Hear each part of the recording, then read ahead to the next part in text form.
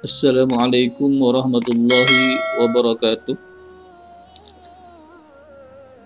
Mahasiswa yang saya hormati, dalam kesempatan ini kita akan membahas mengenai pencegahan penyakit dalam perspektif Islam.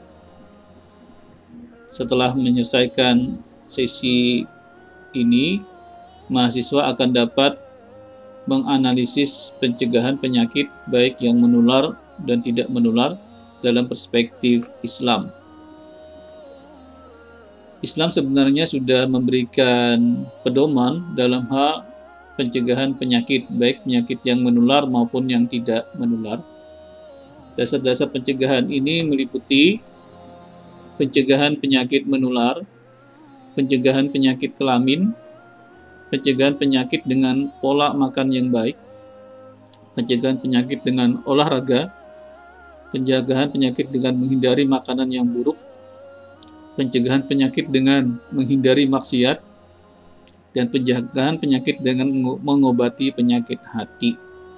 Jadi kalau kita simpulkan dari 7 dasar-dasar ini, intinya adalah kita melakukan pencegahan baik dari segi fisik, rohani, sosial. Ketiga-tiganya merupakan satu kesatuan yang tidak bisa dipisah-pisahkan. Pencegahan penyakit dalam perspektif Islam, misalnya kita bisa melihat bagaimana kalau kita kemudian diajarkan untuk selalu sabar dan ridho dengan qada dan qadar Allah. Jadi dengan bersabar dan ikhlas atau ridha terhadap qada dan qadar ini, maka akan menimbulkan pikiran yang positif. Pikiran yang positif akan berpengaruh terhadap saraf, terhadap otak, kemudian otak nanti akan berinteraksi dengan sistem hormon akan kemudian menurunkan kadar kortisol dan meningkatkan kadar endorfin, sehingga dengan peningkatan kadar endorfin dan penurunan kadar kortisol, sistem kekebalan tubuh kita, imunitas kita akan meningkat. Jadi ini sudah diteliti secara ilmiah bahwa sabar dan ridho ini akan menimbulkan pikiran yang positif. Pikiran yang positif akan meningkatkan kekebalan tubuh. Kemudian ini juga sering diulang-ulang dalam suatu hadis, dalam banyak hadis, bahwa Islam itu memerintahkan umatnya untuk berobat. Sesungguhnya Allah tidak menurunkan penyakit, melainkan telah juga menurunkan obatnya. Juga kita dianjurkan untuk berdoa agar cepat disembuhkan dari penyakit. Berdoa ini juga merupakan bentuk yang intinya adalah upaya pengakuan kita bahwa segala sesuatunya itu berdasarkan kehendak Allah. Jadi dengan berdoa ini sebenarnya kita meningkatkan kesehatan hati. Kita bergantung sepenuhnya kepada Allah Subhanahu wa Ta'ala, dan juga bisa menimbulkan rasa optimis. Perasaan optimis juga akan menimbulkan pikiran yang positif, sehingga juga akan meningkatkan kekebalan tubuh. Islam juga mengajarkan konsep karantina dan isolasi dalam pencegahan penyakit menular. Misalnya kita sekarang ini sedang dilanda pandemi COVID-19, ya. Ini sebenarnya prinsip ini yang diterapkan sekarang oleh pemerintah dan WHO tentang karantina dan isolasi. Ada hadis yang menyebutkan, janganlah orang atau unta, kalau tidak salah unta ya, janganlah unta atau orang yang terkena penyakit menularkan kepada yang sehat atau unta yang sehat. Kemudian hadis lain menyebutkan, buatlah jarak antara kamu dan penderita sopak sekitar 1 atau 2 anak panah. Ini kan ajaran tentang physical distancing. Kemudian ini ajaran tentang karantina. Apabila kamu mendengar keterjadian wabah di suatu daerah, maka janganlah kamu memasukinya. Dan apabila kamu berada di dalam daerah wabah tersebut, maka janganlah kamu keluar dari daerah tersebut. Jadi konsep karantina dan isolasi itu sebenarnya sudah lama diajarkan oleh Islam dalam mencegah penularan penyakit menular. Kemudian tidak hanya sampai di situ, ajaran Islam untuk pencegahan penyakit ini lebih lengkap. Misalnya juga sudah diajarkan ini, mencuci tangan dan berwudu ketika menjenguk orang sakit. Jadi kita sekarang dengan adanya wabah ini, alhamdulillah kita diajarkan bagaimana menanamkan konsep kebersihan, sehingga kita dianjurkan untuk banyak mencuci tangan. Menutup hidung dan mulut ketika bersin. Ini sebenarnya juga sudah diajarkan oleh Islam. Jadi bukan hal yang baru. Misalnya kita sekarang ini dianjurkan untuk memakai masker.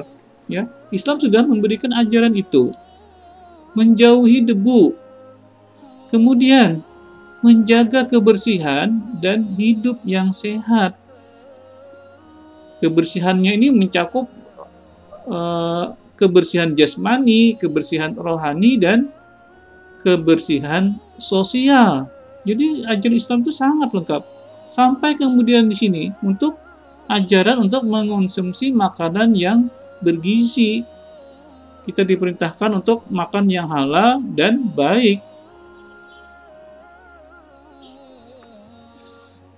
Kemudian dalam hal penyakit kelamin misalnya, Islam sudah mengharamkan perzinaan.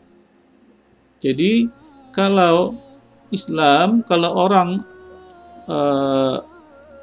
mau menghasilkan anak misalnya, ya, atau mengendalikan nafsu, maka ada lembaganya yang sudah resmi, yaitu dengan melalui pernikahan. Jadi tidak melalui perzinaan.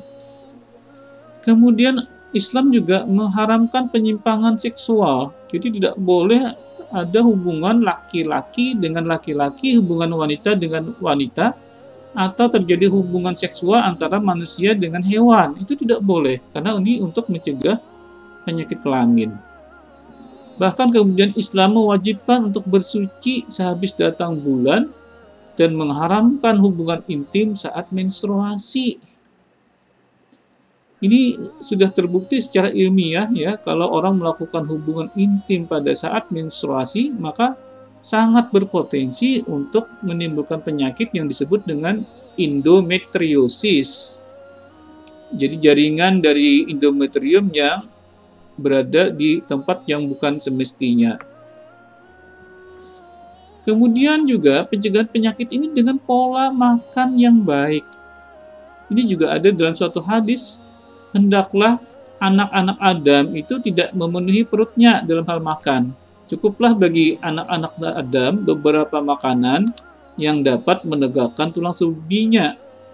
Jika tidak ada halangan, maka sepertiga untuk makanannya, sepertiga untuk minumannya, dan sepertiga lagi untuk nafasnya. Jadi Islam sudah mengajarkan seperti ini. Gaya hidup yang sehat. Ya.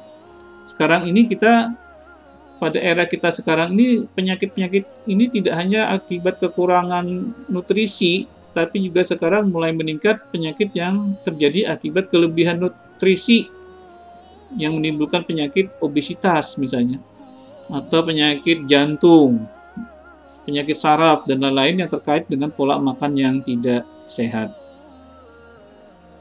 Kemudian Islam juga mementingkan pencegahan dengan olahraga. Jadi Rasulullah SAW mendorong kita untuk berolahraga. Nah, pada masa era pandemi COVID-19 ini, olahraga merupakan salah satu bentuk untuk meningkatkan imunitas tubuh, kekebalan tubuh. Jadi perbanyaklah olahraga secara optimal.